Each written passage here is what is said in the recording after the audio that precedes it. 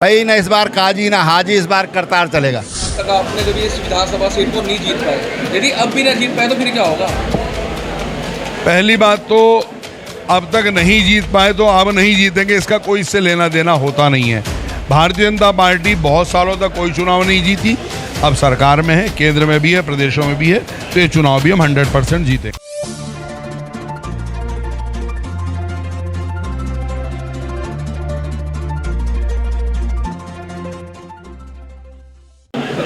Sir क्या कहेंगे आज नारसन कला विधानसभा में आपने? देखो कार्यकर्ताओं का देख रहे हैं आप, कितना जोरदार कार्यकर्ताओं में उत्साह है, जोश है।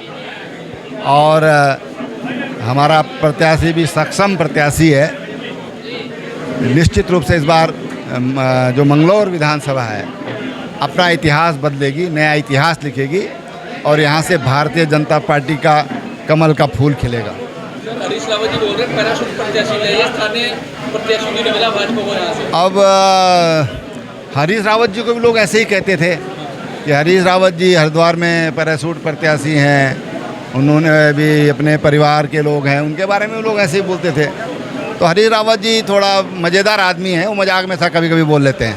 सर चुनाव आयोग पर भी आरोप लगाया, भाजपा का सत्ता का उपयोग करने का आरोप लगाया, दुरुपयोग करने का। काजी निजामुद्दीन बोल रहे चेकिंग के नाम पर मेरी गाड़ियाँ रोकी जा रही है और किसी गाड़ियाँ नहीं छोड़ रही। नहीं, मैं कल जब दिल्ली से आ रहा था तो मैं देख रहा था कि नारसन में एक तरफा सभी गाड़ियों की चेकिंग हो रही थी। मैं समझता हूँ कभी इन्होंने मशीनों पर ईवीएम पर दोष दिया, अभी आयोग को दोष दे रहे हैं, ये उचित नहीं है। संस्थाओं को इस तरह से बदनाम नहीं करना चाहिए। इस बार काजी ना हाजी, इस बार करतार चलेगा। करतार सिंह को बता रहे कि चाइनीज आइटम लेके आ गई भाजपा यहाँ पर, कांग्रेस वाले बोल रहे हैं। कांग्रेस वाले जो हर सलाह भी इटली से लेते हैं, उन्हें कहने का अधिकार नहीं है।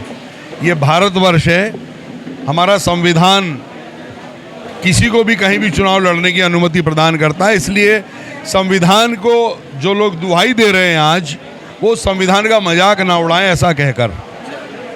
और भारतीय जनता पार्टी बहुत मजबूत स्थिति में है, चुनाव जीत रही है, इसलिए उन्हें और कुछ मिल नहीं रहा है, इसलिए ऊट पटांग बातें बोल रहे हैं।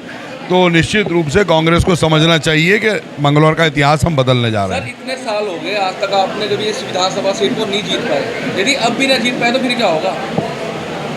पहली बात तो अब तक नहीं जीत पाए तो अब नहीं जीतेंगे, इसका कोई इससे लेना देना होता नहीं है। भारतीय जनता पार्टी बहुत सालों तक कोई चुनाव नहीं जीती, अब सरकार में है, केंद्र में भी है, प्रदेशों में भी है, तो ये चुनाव भी हम 100% जीतेंगे। तो कहीं काजी निजामुद्दीन का कहना सही है कि कहीं ना कहीं गड़बड़ी कर सकते हैं भाजपा वाले, ऐसा? उन पे बच क्या रहा है जब उन्हें लग रहा है वो हार रहे हैं, ये कहने के अलावा? ये तो उनकी हताशा दिखा रहा है ना। अगर वो जीत रहे हैं, उन्हें लग रहा होता वो जीत रहे हैं, तो ये शब्द बोलते क्या वो? क्या कहना चाहेंगे जो भाजपा प्रत्याशी है उनकी जगह जगह आज मीटिंग चल रही है, उसको लेकर किस तरह का समर्थन यहाँ की जनता द्वारा दिया जा रहा है? ये जो मंगलौर विधानसभा उपचुनाव चल रहा है, अपार जनता का प्यार और सहयोग भारतीय जनता पार्टी को मिल रहा है। भारतीय जनता पार्टी के पक्ष में यहाँ की मंगलौर की जनता चल रही है, उस पर विश्वास कर रही है। सर काजी निजामुद्दीन जो भाजपा कांग्रेस प्रत्याशी है मंगलौर के, वो साफ तौर पर आरोप लगा रहे हैं कि भारतीय जनता पार्टी सत्ता का दुरुपयोग कर रही है, जो चुनाव हो गए उनके आपके काम कर रहा है, उनकी गाड़ियाँ चेक की जा रही है और किसी गाड़ियाँ चेक नहीं की जा रही है। देखिए, जो जैसा होता है उसको ऐसे ही सपना आता है। चुनाव आयोग अपना काम कर रहा है, कांग्रेस अपना काम कर रही, भारतीय जनता अपना काम कर रही, हम अपना काम कर रही, उसको अपनी जमीन खिसकती दिखाई दे रही। आप तो सुनते रहते हो, आप तो पत्रकार भाई हो, आप तो जनता के बीच में रहते हो। जब इनकी सीट आ जाती है तो ये कहीं कहीं पर आरोप उठा देते हैं, हर एक चीज़ पर सवाल खड़ा कर देते हैं। जब इनके पक्ष में नहीं रहता तो इनके पक्ष में माहौल नहीं रहा, इनकी ज़मीन खिसक चुकी है और भारतीय जनता पार्टी का जो हमारा प्रत्याशी है वो भारी मतों से जीतने जा रहे हैं। ये भी कहना है कि जो भाजपा के प्रत्याशी हैं जगह बदल बदल के चुनाव लड़ते हैं, इसका कोई कारण बताइए।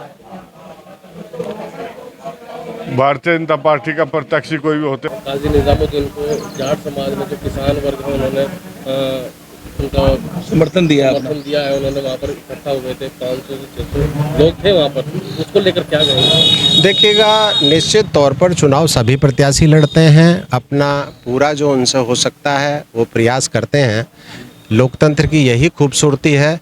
इसमें किसी व्यक्ति विशेष पर टिप्पणी करना मुझे नहीं लगता कि शोभा देता है। निश्चित तौर पर समर्थन हर कोई व्यक्ति मांगता है, लेकिन ये व्यक्ति के ऊपर निर्भर करता है कि वो किस नीति पर, किस व्यक्ति विशेष के साथ जुड़ करके अपने क्षेत्र के विकास को सामने रख करके कहाँ वोट करना चाहता है।